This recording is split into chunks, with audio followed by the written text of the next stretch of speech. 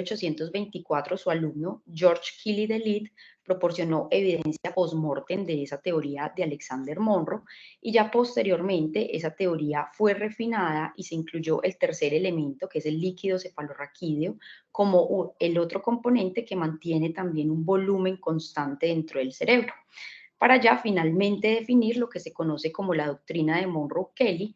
Y según ella, los tres elementos en el cráneo, la sangre, el tejido nervioso y el líquido cefalorraquídeo, deben permanecer siempre iguales en masa. De hecho, si existe, por ejemplo, cualquier aumento en el volumen de sangre, esto solo puede tener lugar a expensas de uno de los otros elementos. Y este ha sido el principio fundamental de la neurofisiología durante más de 200 años. Entonces, que vemos que en condiciones normales, cuando estos volúmenes son constantes y adecuados, pues entonces la presión intracraneana será normal y no estará elevada. Sin embargo, en las primeras etapas del desarrollo del síndrome compartimental intracraneal, ya sea por una lesión que ocupa espacio como una contusión o, por ejemplo, porque tenemos un incremento en el volumen del parénquima cerebral secundario a edema, pues de entrada no va a causar incremento de la presión intracraneal, pero siempre y cuando funcionen los sistemas de compensación y la autorregulación cerebral. Entonces, si el sistema compensatorio es efectivo, pues no tiene por qué incrementarse la PIC. Sin embargo, si el proceso no se interrumpe en este momento, vemos que ya la PIC aumentará exponencialmente y el sistema compensatorio comienza a fallar. Entonces, el líquido cefalorraquídeo y el drenaje venoso, que son los mecanismos de compensación más conocidos, pues comienzan a sobrecargarse y generan gradientes compartimentales que finalmente distorsionan anatómicamente el tejido cerebral. Entonces, estos tres componentes son los responsables de la presión intracraneana. De todos estos, el más representativo será el tejido cerebral, porque representa un 80% del total del contenido intracraneal, y la relación entre los tres va a determinar la presión intracraneana, que se describe normal de 5 a 15 milímetros de mercurio. Pero ¿qué sucede? Después de una lesión cerebral, es común que la presión intracraneal se incremente debido a efectos de masa que se generan por la presencia de sangrados intracraneales o edema. Y se sabe que el incremento en la presión intracraneana constituye una emergencia grave que pone en peligro la vida, porque el incremento en la PIC tiene efectos deletéreos, desplaza estructuras anatómicas y por lo tanto da lugar a una cascada de edema cerebral, isquemia, y genera diversos grados y tipos de herniación del tejido cerebral, y por eso se describe que la hipertensión intracraneana es una complicación común y grave después de una lesión cerebral aguda. Y de hecho, durante muchos años, el objetivo principal en el manejo de la hipertensión intracraneana ha sido o se ha basado en umbrales específicos de la presión intracraneana. Tanto así que al día de hoy la medición de la PIC se considera el estándar de atención para guiar el tratamiento en pacientes con lesión cerebral aguda. Sin embargo, la evaluación invasiva de la PICS tiene algunas limitaciones. Lo primero es que su carácter invasivo implica la colocación de dispositivos que son invasivos, como drenajes ventriculares externos o microtransductores o sensores intraparenquimatosos. También lleva tiempo, consume recursos e implica riesgos como por ejemplo sangrado e infecciones. En nuestro medio no está ampliamente disponible, pero lo que es también aún más preocupante es que la definición de hipertensión intracraneana no está bien establecida, sobre todo en pacientes con lesión cerebral aguda que no tienen un origen traumático, como hemorragia subaracnoidea, eventos cerebrovasculares. Por lo tanto, el papel de la monitorización invasiva de la PIC sigue sin estar muy claro, y no existen pruebas definitivas que respalden la utilidad de su monitorización para mejorar los resultados. De hecho, aquí tenemos un único ensayo clínico que fue el BEST-TRIP y que se publicó en el New England en el 2012, que fue con más de 300 pacientes y que se hizo en Bolivia y en Ecuador, y ese estudio demostró que la monitorización de la PIC no era una intervención necesaria cuando se realizaban exploraciones neurológicas e imágenes cerebrales seriadas junto a la cama del paciente.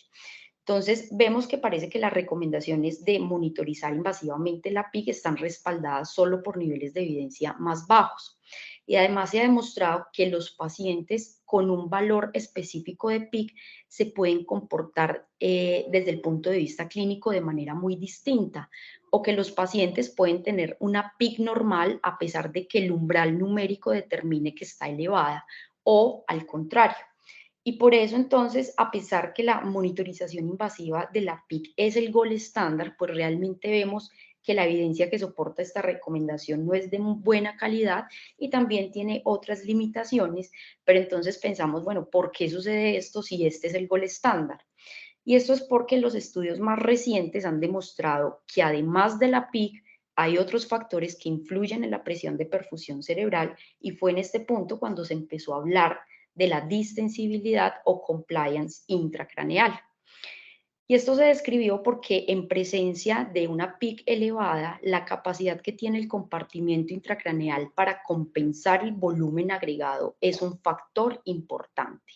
Y la distensibilidad o compliance cerebral se define entonces como el cambio de volumen por unidad de cambio de presión. Es decir, que define la capacidad de distensión que tienen los tejidos y va a ser inversa a la rigidez o a la elastancia. Y dentro de los mecanismos responsables de la distensibilidad intracraneal no se conocen exactamente, pero se han propuesto dos principales. Uno es el volumen sanguíneo, porque cuando existe una presión de perfusión cerebral baja, se activa una respuesta, una cascada vasodilatadora en respuesta a esa presión de perfusión baja, por lo que hay una congestión del volumen sanguíneo intracraneal, aumenta la PIC y con ello se reduce la distensibilidad intracraneal. Sin embargo, el mecanismo más implicado ha sido el tejido cerebral, porque precisamente en las últimas décadas ya ha quedado claro que las neuronas no son tan inmutables como antes pensábamos. Y de hecho se ha demostrado que las neuronas son capaces de cambiar de forma individual y rápida su volumen en respuesta a una posible lesión, ya sea a través de un mecanismo de estrés osmótico o mecánico que sea inducido, por ejemplo, por una PIC alta. Y como habíamos dicho que el parénquima cerebral constituye el mayor volumen del total del contenido intracraneal, pues la regulación adaptativa del volumen neuronal es un mecanismo predominante de distensibilidad cerebral. Y de hecho se ha demostrado que luego de un sangrado intracraneal, las neuronas que están en las regiones, digamos, más lejanas, distales del sitio de la lesión, disminuyen de tamaño y se agrupan mucho más juntas, por lo que tanto las neuronas como el flujo sanguíneo se describen como mecanismos de distensibilidad cerebral precisamente para contrarrestar la PIC elevada. Entonces, estos mecanismos explicaron en parte la relación que se observó entre la distensibilidad, la PIC y la presión de perfusión cerebral. Entonces, ¿qué se encontró? Cuando la PIC está baja, como lo vemos en la línea superior de la imagen, es decir, está menos de 20, es decir, que está normal, la distensibilidad mínima ocurre cuando la presión de perfusión cerebral es de 60 milímetros de mercurio. Pero a partir de este punto vemos que el aumento en la presión de perfusión cerebral pues se asoció con un aumento en la distensibilidad, llegando a ser máxima a una presión de perfusión cerebral de 100 milímetros de mercurio. Sin embargo, vemos en la línea de abajo, cuando la PIC es más de 20, es decir, cuando está elevada, la curva cambia de forma, adquiere una forma convexa y vemos que en general la distensibilidad va a ser menor en comparación con la relación de PIC menos de 20. Entonces, en este caso de PIC elevada, cuando tenemos presiones de perfusiones bajas, la distensibilidad será muy baja, pero va a aumentar a medida que la presión de perfusión cerebral aumenta, hasta llegar al punto máximo de distensibilidad que en el contexto de PIC más de 20 se alcanza con una presión de perfusión de 80 milímetros de mercurio, y que correspondería a ese punto máximo de distensibilidad en comparación con los pacientes que tienen una PIC normal. Encontraron además que esta relación no dependía de manera crítica de la elección de un umbral específico de PIC, y en ese sentido es probable que todos estos mecanismos tengan que ver con la autorregulación y que la autorregulación juegue un papel importante. ¿Por qué? Porque con esta primera línea de la gráfica, entonces vemos que hay una asociación positiva entre la presión de perfusión cerebral y la distensibilidad, y eso sugiere que la autorregulación está preservada porque es consistente con un aumento de los volúmenes compensatorios. Sin embargo, cuando la PIC es patológica, es decir, es alta, La distensibilidad tiende a disminuir tanto en niveles de presión de perfusión bajos, pero también en niveles de presión de perfusión altos, por encima de 80 milímetros de mercurio.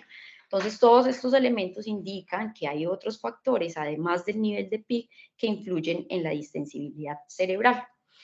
También se evaluó la relación que existe entre la PIC, la presión arterial media y la distensibilidad intracraneal.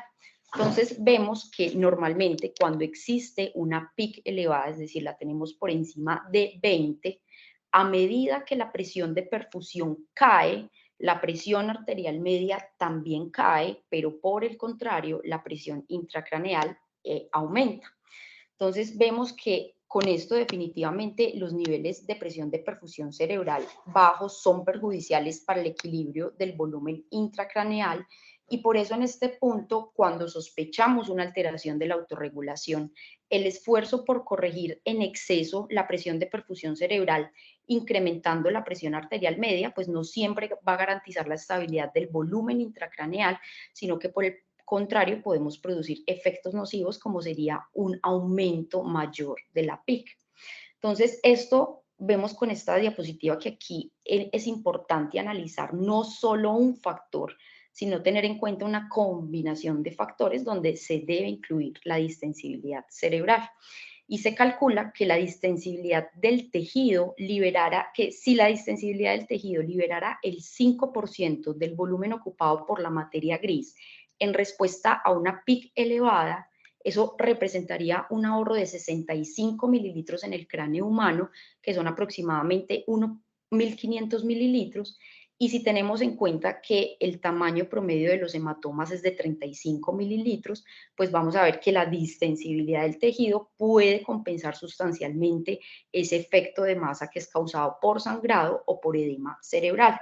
Por lo que, en resumen, la distensibilidad de la PIC corresponde a la reducción de la sangre vascular y del líquido cefalorraquídeo, que son los mecanismos de compensación que más conocidos se describen, pero también con un cambio adaptativo temporal en la distensibilidad tisular, precisamente para proporcionar una mayor compensación después de una lesión cerebral aguda.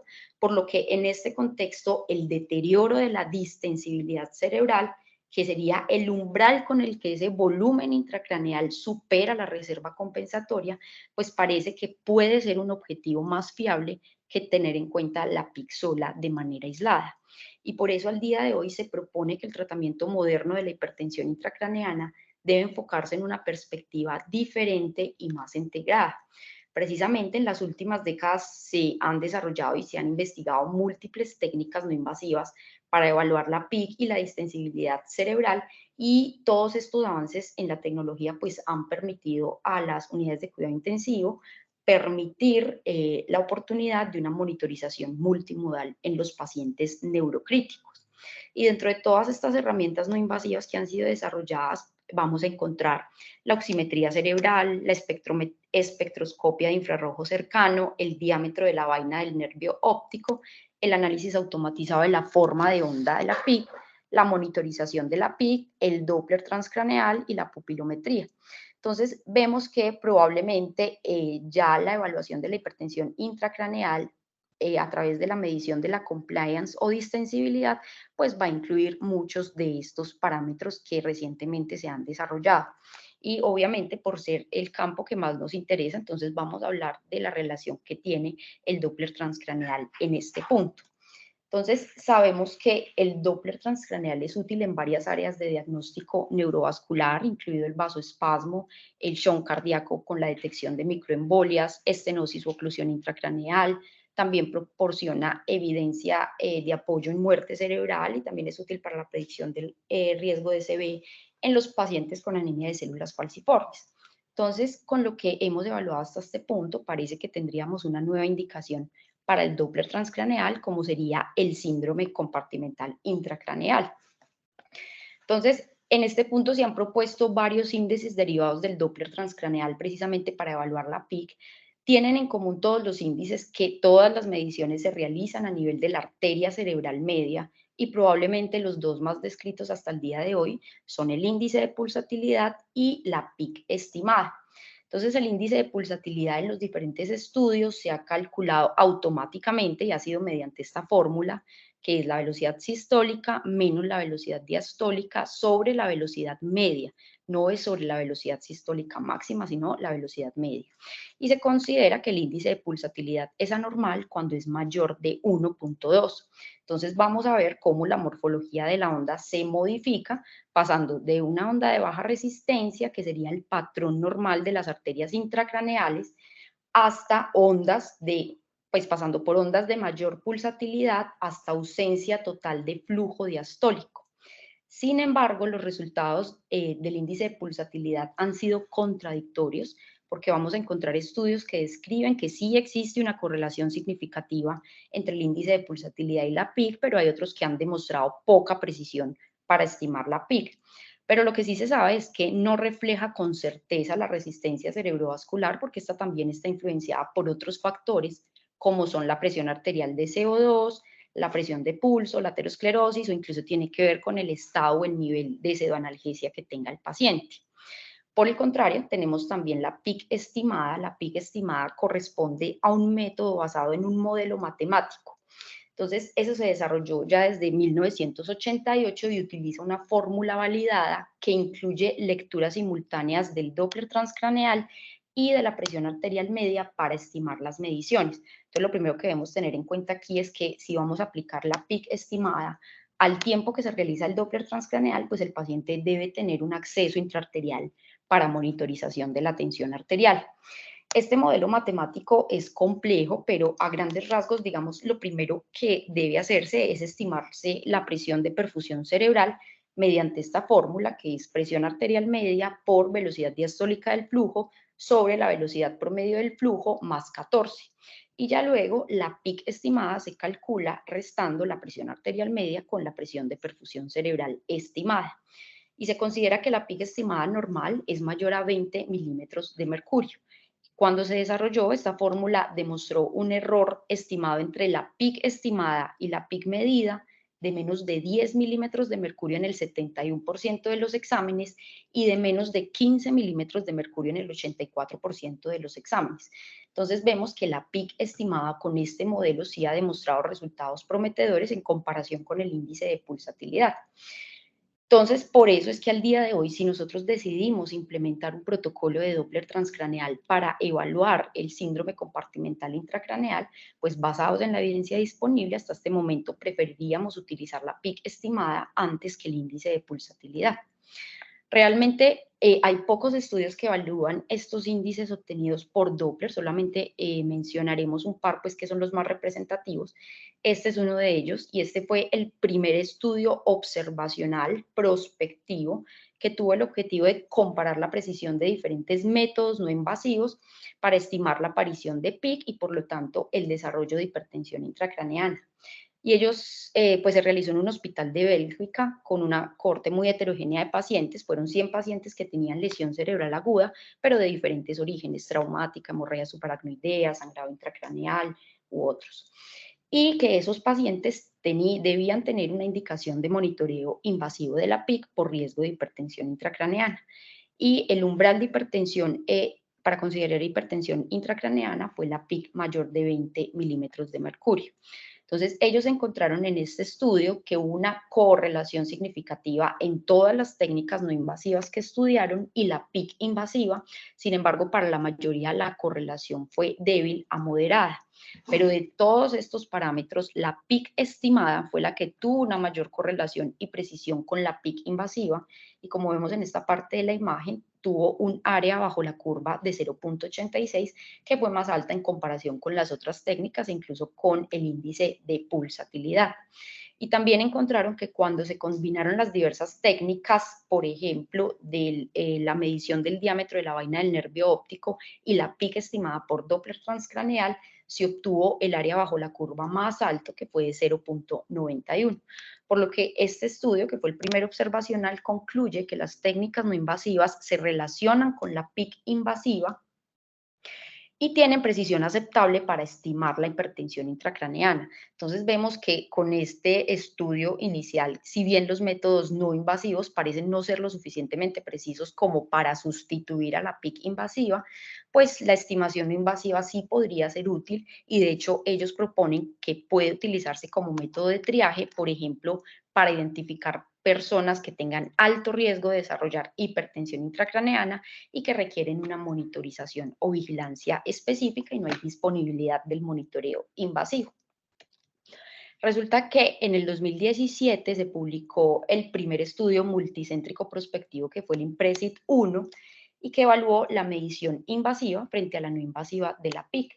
Y ellos encontraron que el umbral que tenía mejor rendimiento de PIC fue un umbral de PIC estimada de 24.3 milímetros de mercurio, que ese umbral se asoció con una sensibilidad del 100% y un valor predictivo negativo del 100% para excluir la presencia de hipertensión intracraneana. Entonces, este estudio, que fue el IMPRESID 1 en el 2017, fue el que proporcionó la evidencia preliminar de que la PIG estimada puede excluir la hipertensión intracraneana en pacientes con lesión cerebral aguda.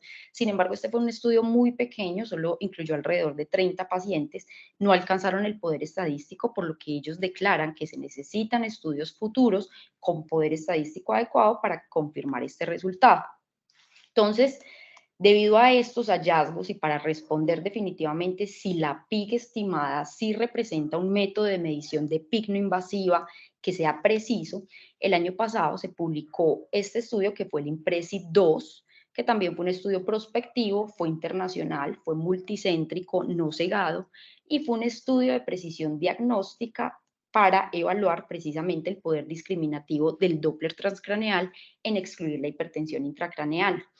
Entonces, en este estudio ya se incluyeron 262 adultos que tenían una lesión cerebral aguda de múltiples etiologías y lo que hicieron fue que compararon la prueba índice, que era la PIC estimada por Doppler transcraneal, con un estándar de referencia que entonces, pues hasta el día de hoy sigue siendo la PIC invasiva, y con base en eso calcularon la sensibilidad, la especificidad y los valores predictivos en 3 umbrales distintos de PIC: 20, 22 y 25 milímetros de mercurio.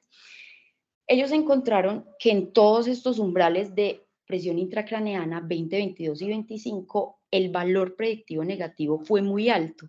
Vemos que para el umbral de 20 fue más cercano al 92% y mucho más alto en el resto de umbrales. Para el umbral de 25, el valor predictivo negativo de la PIC estimada por Doppler transcraneal es de 98.6%, lo que indica una alta precisión discriminativa de la PIC estimada para excluir la hipertensión intracraneal. Se encontró en este estudio un error promedio de menos 3.3 milímetros de mercurio y documentaron que el umbral óptimo para descartar hipertensión intracraneana fue una PIC de 20.5, donde, o lo que correspondía a una sensibilidad del 70%, especificidad del 72% y área bajo la curva del 76%. Entonces ellos encontraron que de todos los pacientes que tenían una PIC estimada normal, más del 90% de los pacientes tenían una PIC invasiva normal en los diferentes umbrales. Pero por el contrario, de los pacientes que tuvieron una PIC estimada elevada, una proporción no tan alta de pacientes tenían PIC invasiva alta según los umbrales específicos. Entonces, bueno, dice, ¿por qué puede pasar esto? Es decir, parece ser una excelente prueba de detección para excluir la hipertensión intracraneana, pero parece ser una mala prueba de detección para confirmar la hipertensión intracraneana. Las razones de esta dicotomía pues siguen siendo especulativas, pero lo que se presume es que, pues a diferencia de un transductor de presión, obviamente el Doppler transcraneal es una medida de la velocidad del flujo sanguíneo, por lo que no mide directamente la presión. Y eso va a estar muy influenciado por la relación que exista entre el volumen de fin de diástole y la velocidad promedio del flujo sanguíneo, y entre menor sea esta relación, pues mayor será la PIC estimada. Entonces el IMPRESID 2, que se publicó el año pasado, fue el primer estudio en demostrar el valor de la PIC estimada como prueba de detección para excluir hipertensión intracraneana en pacientes con lesión cerebral aguda. Y ellos declaran, debido a que la aplicación del Doppler pues no es invasiva, los resultados podrían tener un impacto significativo en la práctica clínica.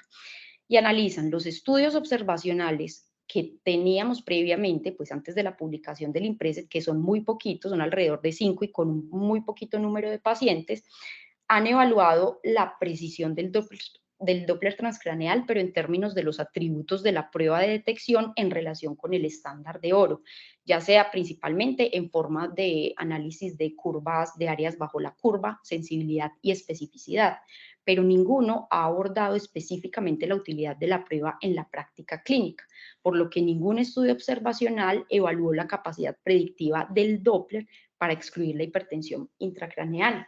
Porque cuando tenemos datos de sensibilidad y especificidad, digamos, la pregunta principal que abordamos es si es adecuada la prueba de tamización. Sin embargo, y para nuestro caso, la pregunta al día de hoy que nos interesa es si los resultados de la prueba de tamización corresponden a los resultados del estándar de referencia, como debería ser en la práctica clínica real, en donde es la prueba de detección la que se está evaluando y por lo tanto los valores predictivos positivos y negativos van a ser más apropiados e informativos. Porque de hecho los estudios que tienen este diseño, como el de este estudio, que son estudios de precisión diagnóstica, se utilizan precisamente porque los médicos quieren saber la probabilidad de que exista o no una condición. Y eso fue lo que abordó el estudio IMPRESID 2.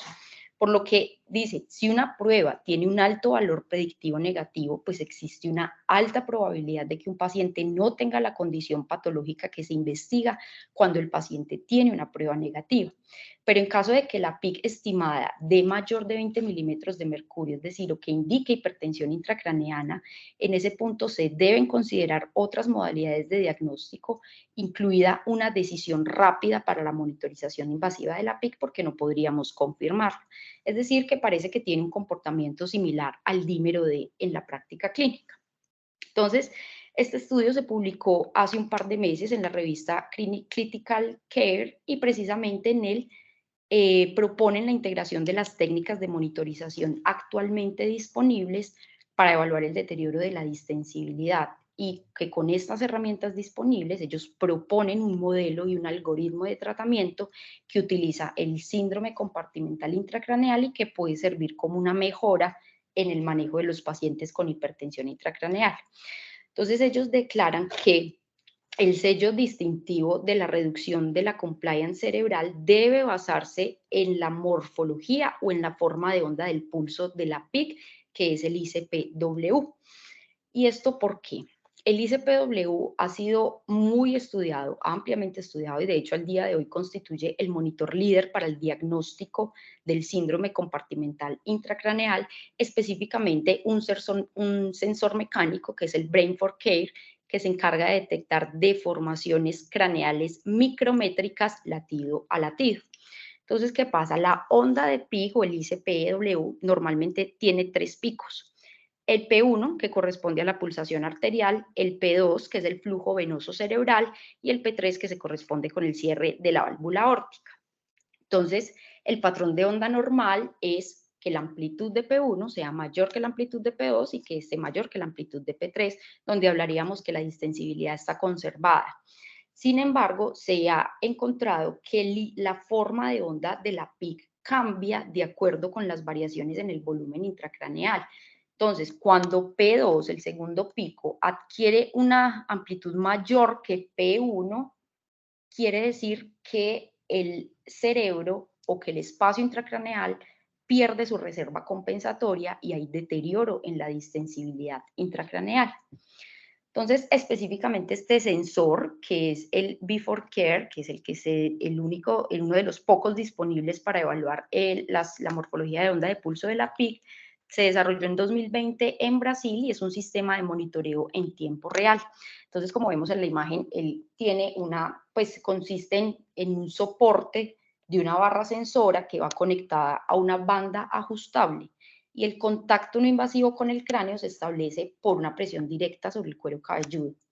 Ese sistema se posiciona en la región frontotemporal precisamente para evitar las ramas principales de la arteria temporal superficial y del músculo temporal y es tan sensible que puede detectar las variaciones en la PIC inferida de las deformaciones micrométricas del hueso. Puede detectar deformaciones menores a 0,2 micrómetros. Entonces ya lo que hace el dispositivo es que filtra, amplifica y escanea la señal del sensor y también pueden ser enviadas a cualquier dispositivo móvil. Y la forma de onda que obtengamos con este método pues será equivalente a la forma de onda de la PIC que se obtiene por métodos invasivos.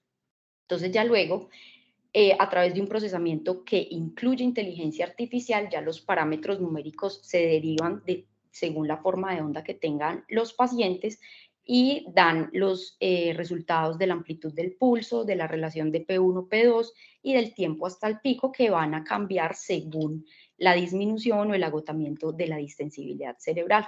Y este algoritmo procesa múltiples latidos y genera un informe minuto a minuto y lo hace con el promedio por minuto de la relación P2, P1 y del tiempo hasta el pico. Recientemente se han publicado estudios sobre la correlación de las variaciones de la forma de onda de la PIC con los valores promedios de la PIC. Probablemente este sea el más representativo y se propuso comparar los parámetros de ICPW obtenidos a través de la monitorización invasiva con las formas de onda obtenidas por el sensor Before Care en un conjunto de pacientes neurocríticos.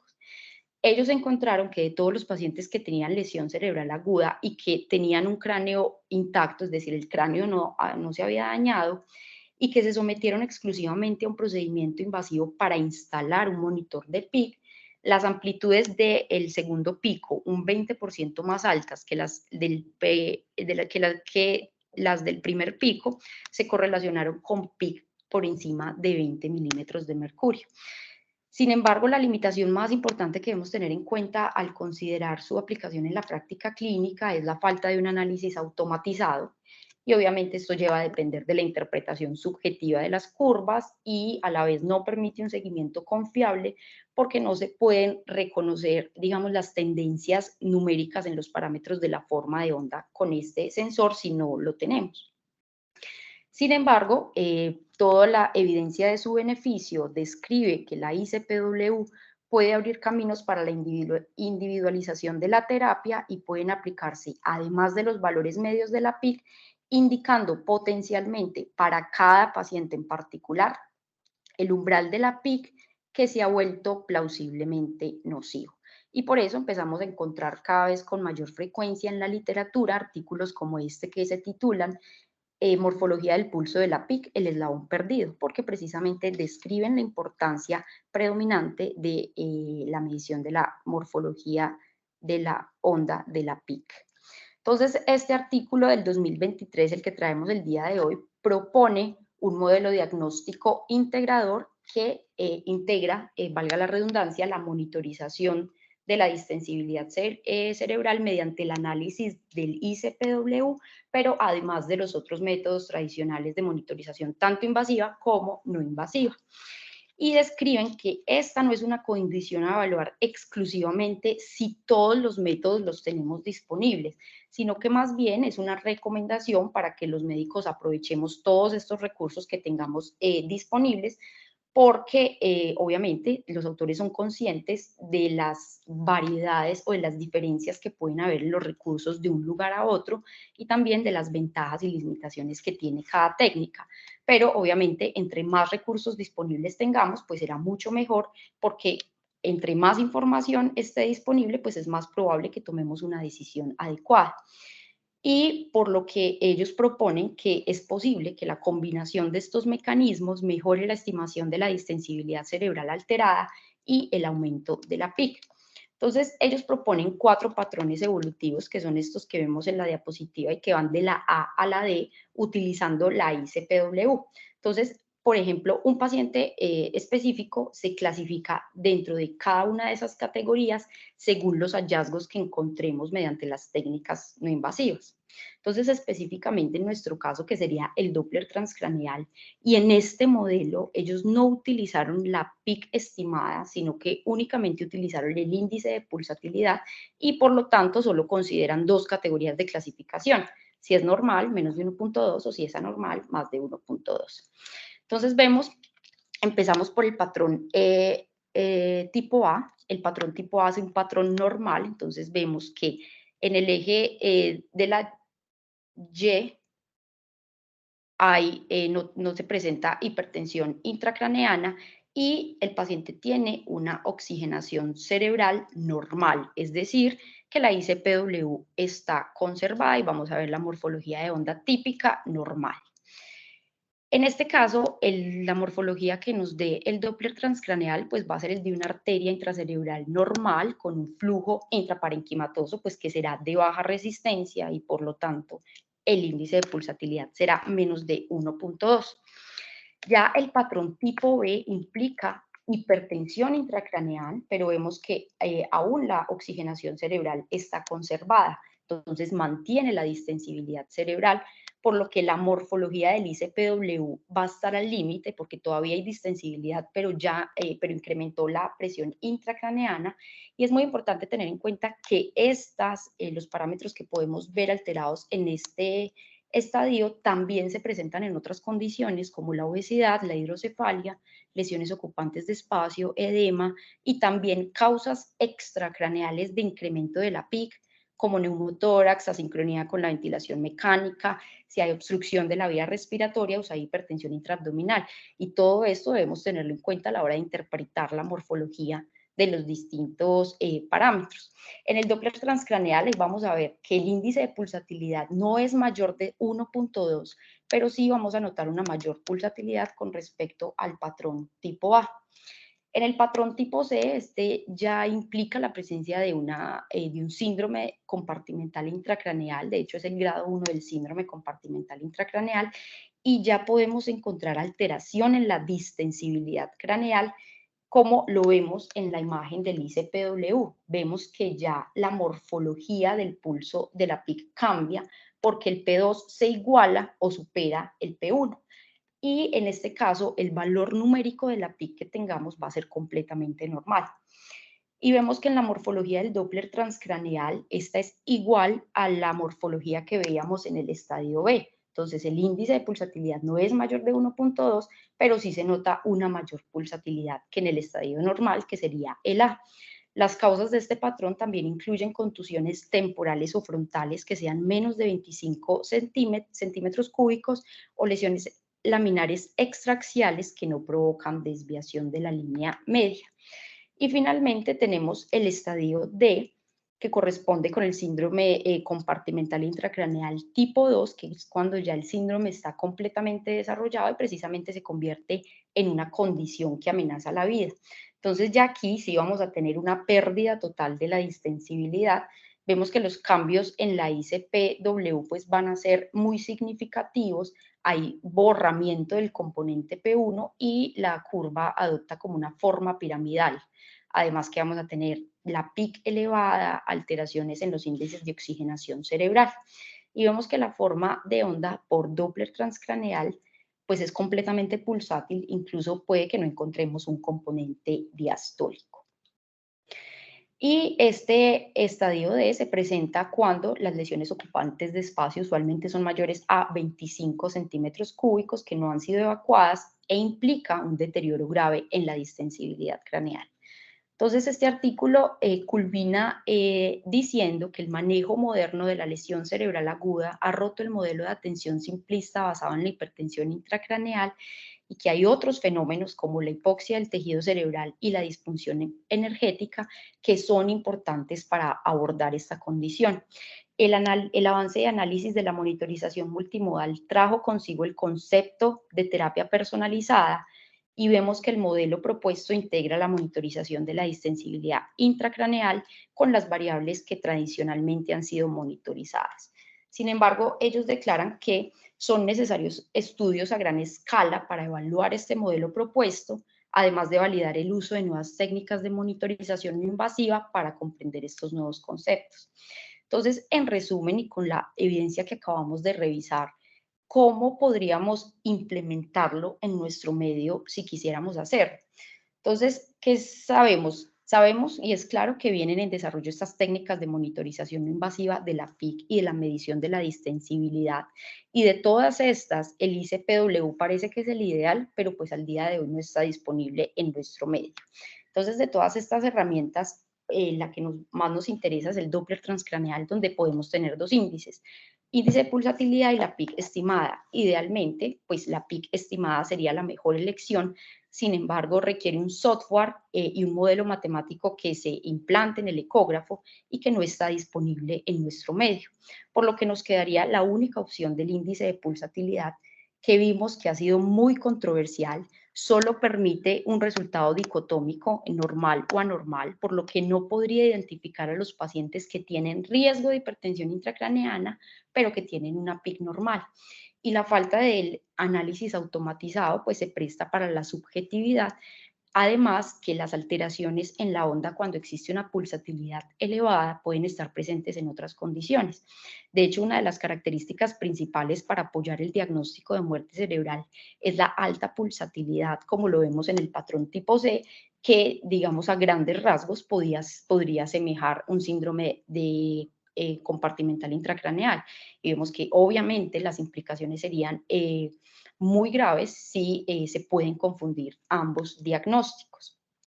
El parámetro del Doppler transcraneal que incluyó el modelo que acabamos de revisar no es el de mejor evidencia. Ellos incluyeron índice de pulsatilidad y no PIC estimada.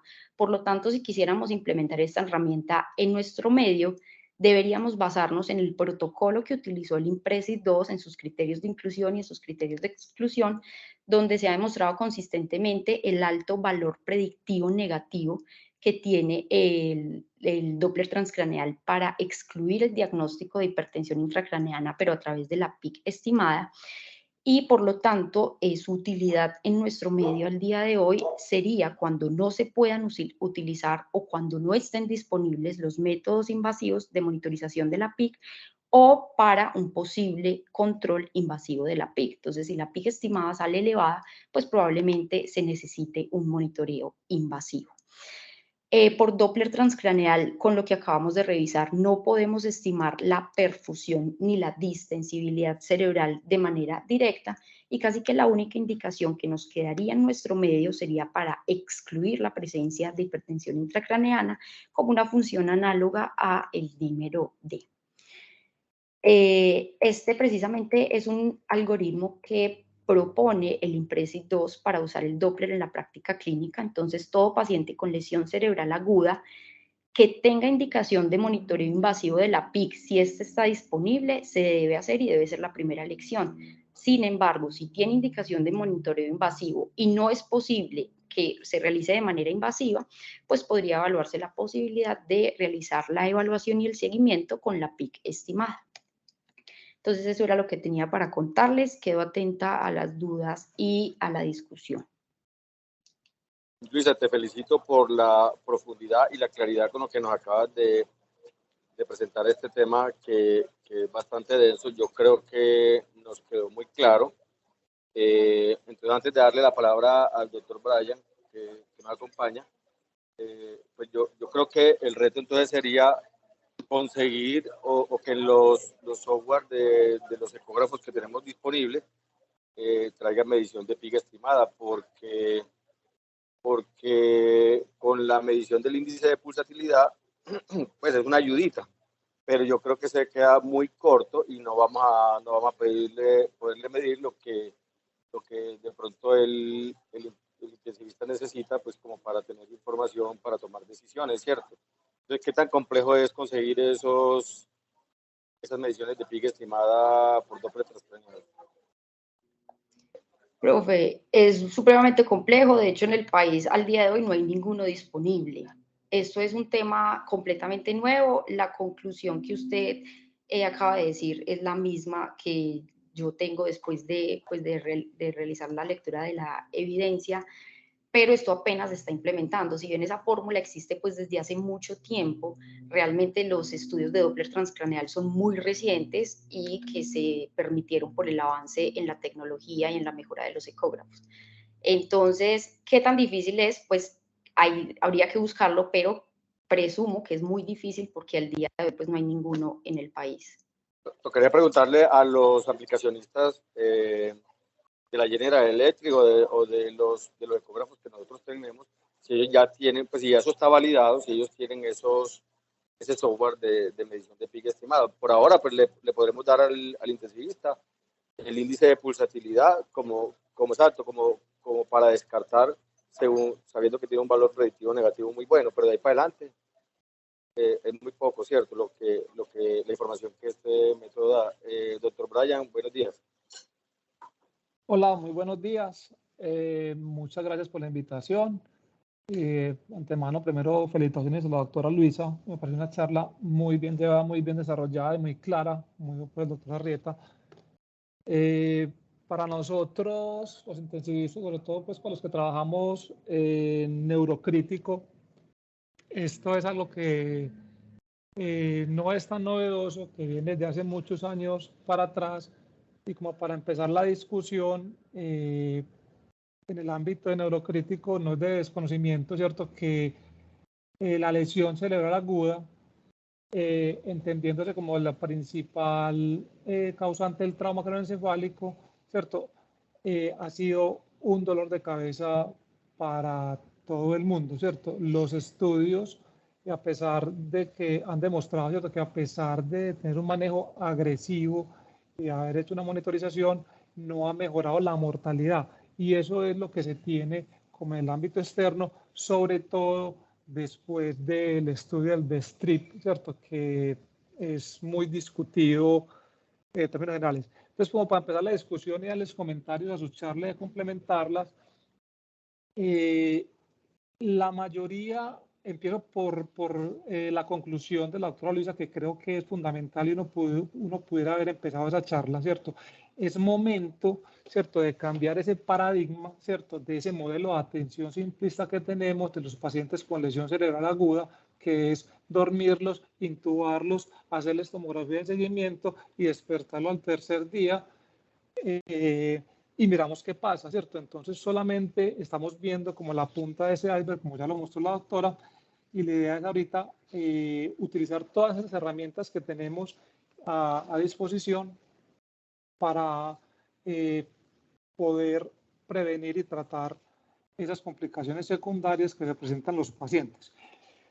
La gran discusión en el mundo actual del neurointensivo es si medir la presión intracraneana invasiva sí o no sirve, y si cambia el paradigma. Son dos preguntas diferentes. En el mundo, ¿cierto?, hay 5 grandes grupos que de pronto la doctora no los mencionó, que cada vez escriben más, y no solamente estudios recientes, nos llevan más de una década escribiendo, que es el doctor Rasulo, Chiara Rova, que son italianos, el primero de Brescia, el segundo de Génova. Está el profesor Marek Snocchia, ¿cierto?, de Cambridge, de Reino Unido, y el doctor Teodoro Svendung, ¿cierto?, que también es de Suecia. Ellos forman un grupo de neurocrítico en Europa, y ellos tienen muy fuertes estudios, con incluso publicaciones en grises, que nos han mostrado que cada vez demuestran que los estudios de medición de presión intracraneana no invasiva se están acercando más y están siendo cada vez más reproducibles. Y como bien lo han dicho, falta un poquitico de estudios más del punto de vista de reproducibilidad, ¿cierto? Muchas veces ese es el problema de la medicina basada en la evidencia, que de pronto los números no dan, pero en la parte clínica y eso, estos grupos han demostrado que cambiar este paradigma y hacer una neuromonitorización multimodal nos va a cambiar los resultados y el pronóstico en los pacientes neurocríticos. Y a estos otros doctores se junta el grupo del doctor Sergio Brasil en Sao Paulo, con lo que acaban de mostrar, con lo de el estudio de la morfología de la onda de pulso, y con la distensibilidad, ¿cierto?, intracraneal, con muy buenos resultados, igual a los europeos. Entonces, creo yo que este estudio, tanto como el IMPRESI como el del el modelo de síndrome compartimental cerebral, nos abre la posibilidad de cambiar y estudiar, que es lo que de pronto yo les sugeriría a la doctora Arrieta, que pudiéramos hacer unos estudios más complementarios, y si juntamos ese Doppler transcraneal con las velocidades medias, con el índice de pulsatividad y con la medición de la del nervio óptico, nos pudiéramos acercar mucho a hacer un mejor manejo de estos pacientes. La segunda pregunta que nos quedaría en el tintero es lo que todavía no hay una respuesta, es si hacer estas monitorizaciones y estos cambios agresivos van a mejorar los resultados funcionales en los pacientes. Hay una gran discusión y un montón de resultados ambiguos en la literatura mundial. Hay unos estudios de los europeos que dicen que no sirve, de los españoles, pero cada vez más los orientales, los grupos de los chinos, incluso hay un estudio muy reciente que se llama el Synapse ICU, que es del grupo de la doctora Chiara Roa, que muestra que esta neuromonitorización no invasiva sí cambia el pronóstico y mejora los resultados al final de los pacientes con lesión cerebral aguda.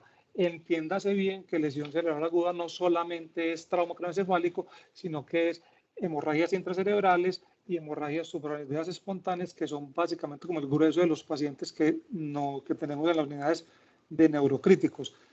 Creo que esto es una construcción de todo el mundo, de empezar y seguir con esta neuromonitorización no invasiva para mejorar a los pacientes. Y terminando la discusión, la pregunta y los aportes, si bien en este momento no hay estos elementos en el país, sí se pueden conseguir. El grupo del doctor Andrés, el neurocirujano en Valle Salud, en Cali, ¿cierto? Trabaja junto con la doctora Chiara Roa y con el doctor Saulo, y tienen la disponibilidad de traer esos equipos. Son muy costosos, ¿cierto? Estamos hablando de un solo equipo, puede estar valiendo más o menos 150 millones de pesos. Nosotros en otras instituciones yo trabajo, ya hicimos las cotizaciones, se pueden traer. Lo que pasa es que pues estamos en Colombia, un país cierto que es pobre, y la relación costo-efectividad pues sí se nos sale pues como de las manos. Pero es algo que se puede hacer, y creo que en el mundo del ámbito de neurointensivo deberíamos de empezar a cambiar este paradigma, y les agradezco a ustedes otra vez la invitación y los invito a que sigamos construyendo, a que sigamos tratando de mejorar el cuidado de los pacientes acá en las UCIs. Muchísimas gracias. Doc, muchas gracias. Y yo pienso que este es un campo muy prometedor, como usted lo acaba de decir, y pues que puede traer cosas muy buenas, pero creo, por lo menos aquí en la ciudad, por lo que estoy entendiendo, todavía estamos muy corticos de herramientas. Se han mostrado una cantidad de herramientas, pero estamos muy corticos de herramientas para hacer ese monitoreo no invasivo. O sea, casi que lo único que tenemos es el Doppler. ¿Qué tan complejo es traer uno de esos equipos no sé si estaba hablando de ese equipo, del monitoreo de onda de pulso, porque pues, según la fotico que vi ahí de Luisa, parece que no es un equipo como una cosa pues de otro mundo, puede ser. Profe, Debe ser muy sí. No es complejo traerlos, como te digo, en las otras instituciones donde yo trabajo, manejamos eso. Entonces hicimos las cotizaciones, se pueden traer, pero cuando uno le propone pues a la institución, ¿cierto?, traer una tecnología, ¿cierto?, que de pronto es uno de los grandes problemas de UCI, que no podemos cobrar. Entonces usted diga, va a colocar este monitor que me cuesta X dinero, pero yo no lo voy a poder, ¿cierto? Pues es muy feo decirlo así, pero uno tiene que ser sí, de acuerdo, consciente de eso, que son tecnologías que son muy costosas, y que muchas veces en este momento no hay manera de traerlos. Algo que se me olvidó, y de pronto que traído pegado a esto, es algo que habla de la reactividad cerebral, que va pegado pues al Doppler transcraneal y a la medición y al análisis del contorno de la onda. Si bien también es un software pues que está patentado por esta por el grupo del profesor Sinoca en Bélgica, y que es costoso. Como les decía, el doctor Andrés Rubiano en Cali y sus compañeros están haciendo unos estudios experimentales y con inteligencia artificial están metiendo todos esos datos del índice de pulsatividad, de la velocidad de la cerebral media, ¿cierto? Y con el pupilómetro, y allá les hacen un análisis de regresión con los software nuevos, pues con estas aplicaciones nuevas de inteligencia artificial, y les está dando casi lo mismo que estos software que apenas están sacando. Entonces, como les digo, o sea, no es cerrar las puertas, es seguir intentando, y acá se pudieran esperar o hacer estudios con estas nuevas aplicaciones o modificaciones. Sí, eso te iba a decir yo. Pero se puede trabajar, se puede trabajar. Yo creo que aquí pueden hacer un grupo de estudio e incluso, o sea, ya esto es una cosa que ni siquiera es investigativa, pero pues desde el punto de vista de investigación, y si hay el interés académico, hacer un grupo de estudio y conseguir los recursos a través de proyectos de investigación y empezar a trabajar. Claro que esto ya es un tema que se sale ya de lo teórico y que ya se puede empezar a usar en la práctica, porque aquí nos han mostrado estudios donde se ve una buena correlación. El profe Felipe Gómez, que le ha trabajado bastante el tema de Doppler transcranial, me gustaría escuchar su opinión.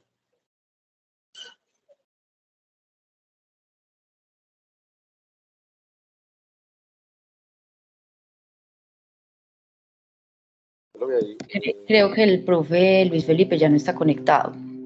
Ah, bueno, entonces de los otros profesores, ¿alguna opinión?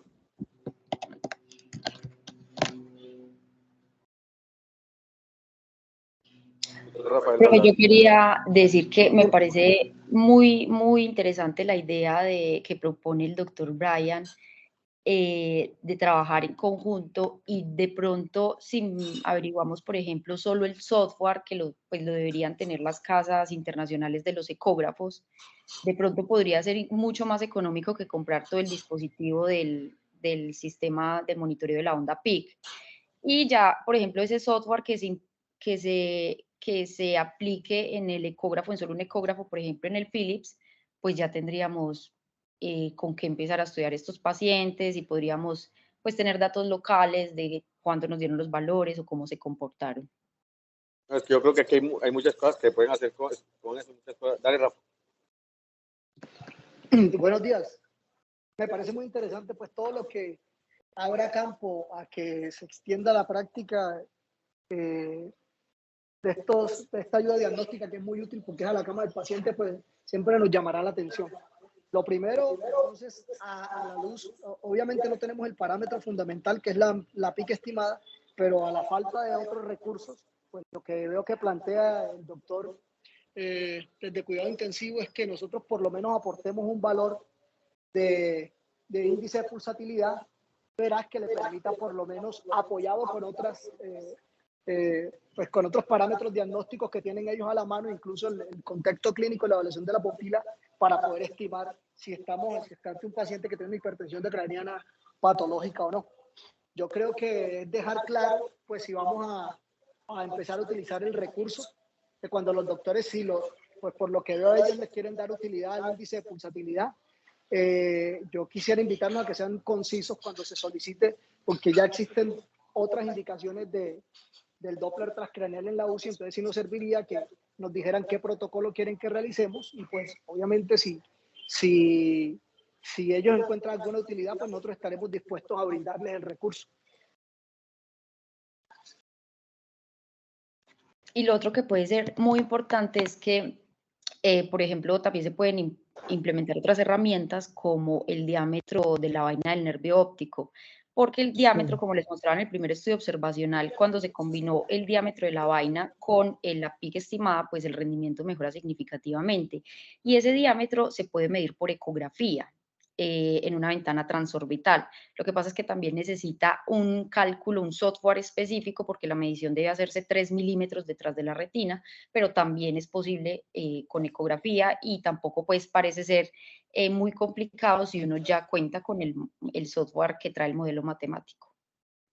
Doc, una anotación. Mira, lo de la medición del nervio de la vena óptica es sencillo, no necesita ningún software, puede ser cualquier equipo de los que tenemos acá básicos, ¿cierto? Solamente seguir un protocolo, enseñar eso que se necesita, pues la curva es muy pequeña, son 10 a 15 pacientes para usted decir pues que ya tiene pues como la capacidad de empezar a medir.